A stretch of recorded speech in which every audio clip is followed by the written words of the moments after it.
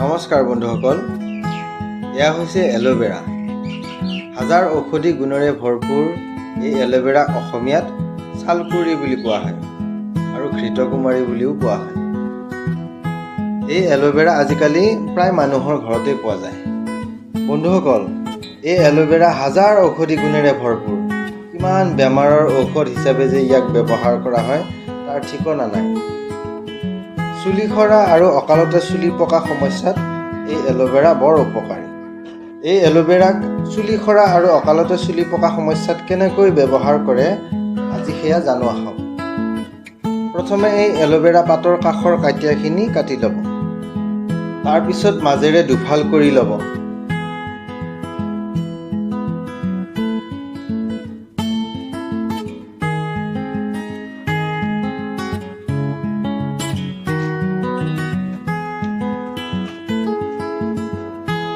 এতিয়া এনেদৰে মাজৰ জেলখিনি ৰুকি এৰুৱাই ল'ব।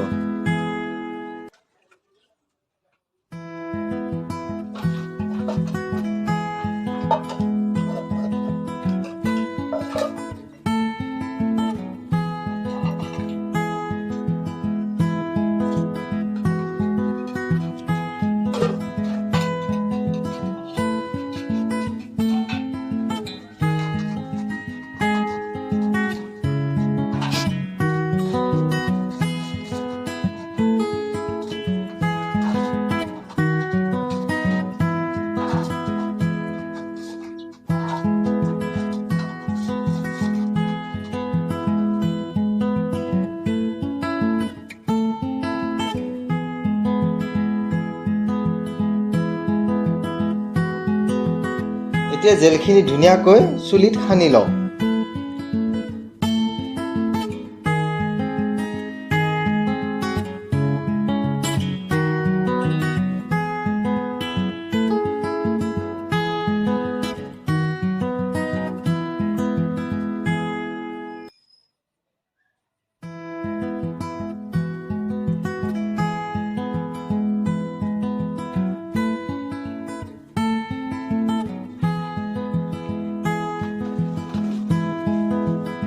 আৰু এনেদৰে মূৰত জেলখিনি সানি সানি মালিচ কৰক। মোৰ আগতে বহুত চুলি সৰিলে বন্ধুসকল। চুলি সৰাৰ মূল কাৰণ হৈছে মূৰটো অপৰিষ্কাৰকৈ ৰখা আৰু চুলিৰ যত্নৰ অভাৱ।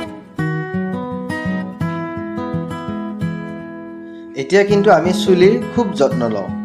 এই এল'ভেৰা জেল মাজে সময়ে চুলিত লগায়ে থাকোঁ। যেতিয়াৰ পৰা এই এল'ভেৰা জেল লগোৱাৰ আৰম্ভ কৰিছোঁ তেতিয়াৰ পৰা মোৰ চুলি সৰা আৰু পকা একেবাৰে বন্ধ হৈছে বন্ধুসকল। আৰু সেইকাৰণে এই ঔষধৰ বিষয়ে আপোনালোককো জনালোঁ।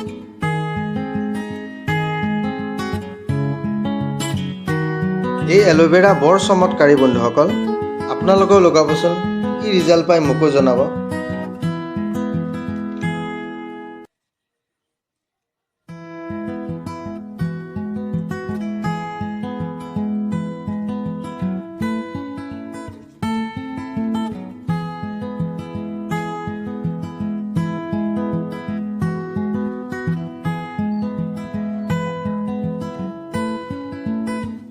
আৰু মূৰৰ লগতে এনেদৰে ৰৈ যোৱাখিনি মুখতো লগাবচোন। এই এল'ভেৰা জেল মুখত লগালে মুখৰ ছালৰ উজ্জ্বলতাও বৃদ্ধি হয়। আপোনালোকে লগে লগেই প্ৰমাণ পাব।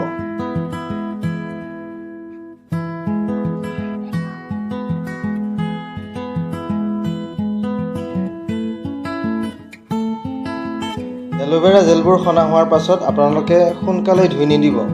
পাৰিলে আবেলি সানি ৰাতিটো ৰাখি দিব আৰু ৰাতিপুৱাহে ধুই দিব। মই বৰ সুফল পাইছোঁ বন্ধুসকল। আপোনালোকেও ব্যৱহাৰ কৰিবচোন।